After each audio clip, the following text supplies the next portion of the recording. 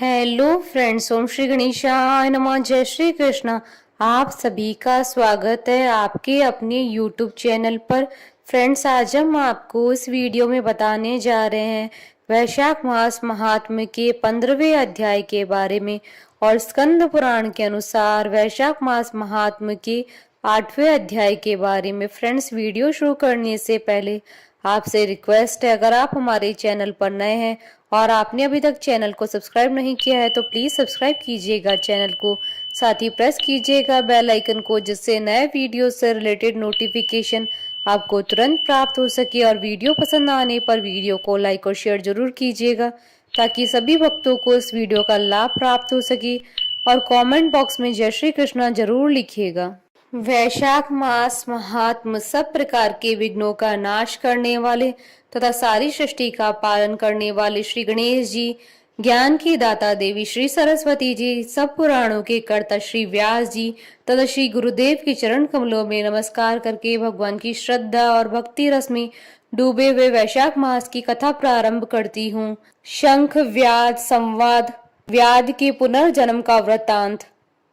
श्रुतदेव जी कहते हैं, राजन, पंपा के तट पर कोई शंख नाम से प्रसिद्ध परम यशस्वी ब्राह्मण थे, जो बृहस्पति के सिंह राशि में स्थित होने पर कल्याणमयी गोदावरी नदी में स्नान करने के लिए गए। मार्ग में परम पवित्र भीमरथी को पार करने के बाद दुर्गम जल शून्य भयंकर निर्जन वन में धूप से विकल हो गए थे। वैशाख का महीना था और दोपहर का समय वे किसी वृक्ष के नीचे जा बैठे। इसी समय कोई दुराचारी व्याध हाथ में धनुष धारण किए वहां आया। ब्राह्मण के दर्शन से उसकी बुद्धि पवित्र हो गई और वह इस प्रकार बोला, मुने, मैं अत्यंत दुर्बुद्धि एवं पापी हूँ। मेरे ऊपर आपने बड़ी कृपा की है, क्योंकि साधु महात्मा स्वभाव से दयालु होते हैं।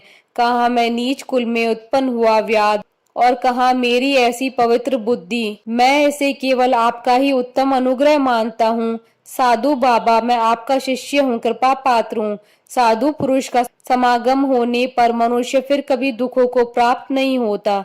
अतः आप मुझे अपने पाप नाशक वचनों द्वारा ऐसा उपदेश दीजिए जिसे संसार बंधन से छूटने की इच्छा रखने वाले मनुष्य अनायास ही भव सागर से पार हो जाते हैं। साधु पुरुष का चित्त सबके प्रति समान होता है। वे सब प्राणियों के प्रति दयालु होते हैं।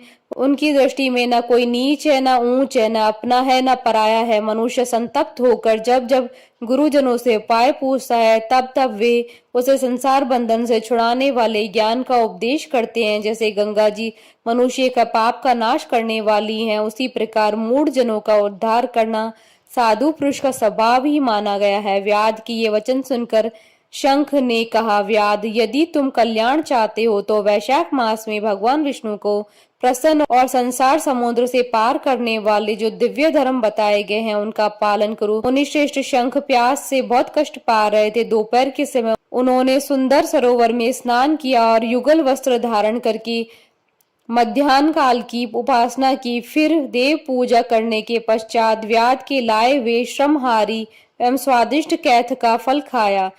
जब वे खा पीकर सुख पूर्वक विराजमान हुए, उस समय व्याध ने हाथ जोड़कर कहा, मुने, किस कर्म से मेरा तमोमय व्याध कुल में जन्म हुआ और किससे ऐसी सद्बुद्धि और महात्मा की संगति प्राप्त हुई? प्रभु, यदि आप ठीक समझे तो मैंने जो कुछ पूछा है वह तथा अन्य जानने योग्य बातें मुझसे कहिए। शंख बोले, पूर्व जन्म में तुम वेदों के पारंगत विद्वान ब्राह्मण थे। शाक्य नगर में तुम्हारा जन्म हुआ था। तुम्हारा गोत्र श्रीवत्स और नाम स्तंभ था।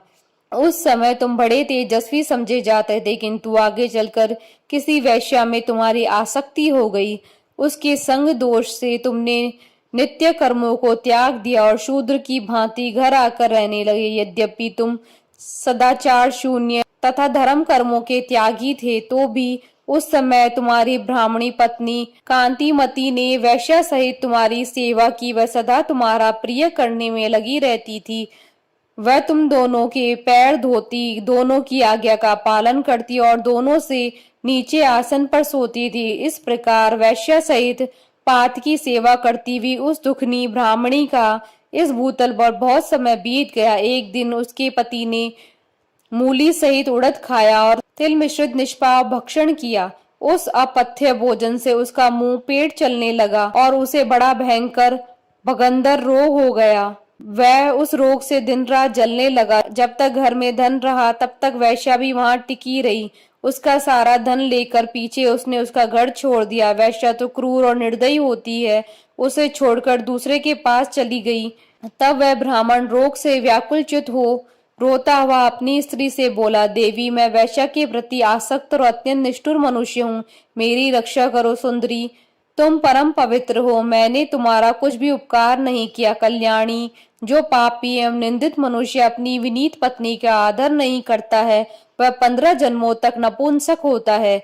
महाभागे, दिन रात साधु पुरुष उसकी निंदा करते हैं। तुम साध्वी और पतिव्रता हो, मैं तुम्हारा अनादर करके पापियों में गिरूंगा। तुम्हारा अनादर करने से जो तुम्हारे मन में क्रोध हुआ होगा, उसमें मैं दग्ध हो चुका हूँ।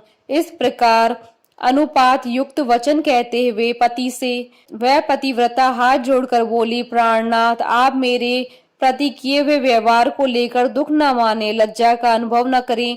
मेरा आपके ऊपर तनिक भी क्रोध नहीं है, जिससे आप अपने को दग्ध हुआ बतलाते हैं। मैं पूर्व जन्म में किए हुए पाप ही इस जन्म में दुख रूप होकर आते हैं। जो उन दुखों को धैर्य पूर्वक सहन करती है, वही स्त्री साध्वी मानी जाती है और वही पुरुष श्रेष्ठ समझा जाता है। वह उत्तम वर्ण वाली स्त्री अपने पिता और भाइयों से धन मांग कर लाई और उसी से पति का पालन करने लगी। उसने अपने स्वामी को साक्षात क्षीर सागर निवासी विष्णु ही माना। वह दिन रात पति के मल मूत्र साफ करती और उसके शरीर में पड़े हुए कष्टदायक कीड़ों को धीरे धीरे नख से खींचकर निकालती थी। ब्राह्मणी न रात में सोती थी न दिन में।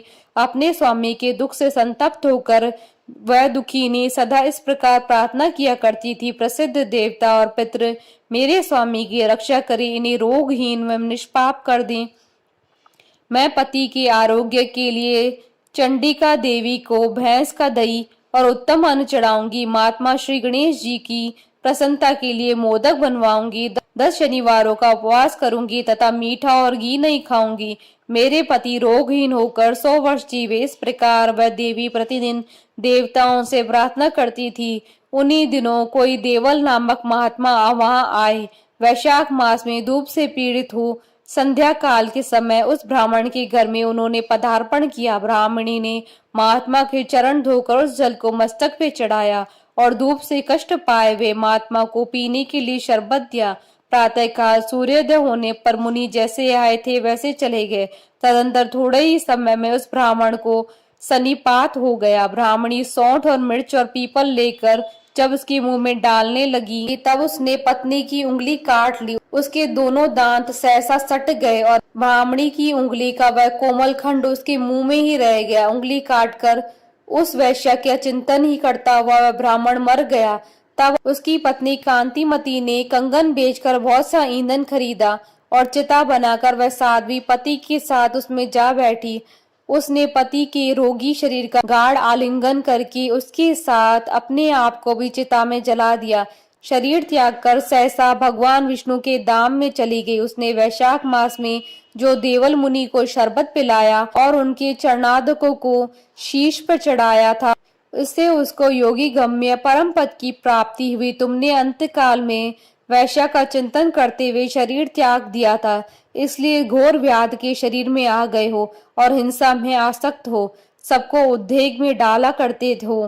तुमने वैशाख मास में मुनि को शरबत देने के लिए ब्राह्मणी को अनुमति दी थी। उसी पुण्य से आज व्याध होने पर भी तुम्हें सब सुखों के एकमात्र साधन धर्म विषयक प्रश्न पूछने के लिए उत्तम बुद्धि प्राप्त हुई है। तुमने जो सब पापों को हरने वाले मुनि के चरणोदकों को सिर पर धारण किया था, उसी का यह फल है कि वन में तुम्हें मेरा संग मिला है।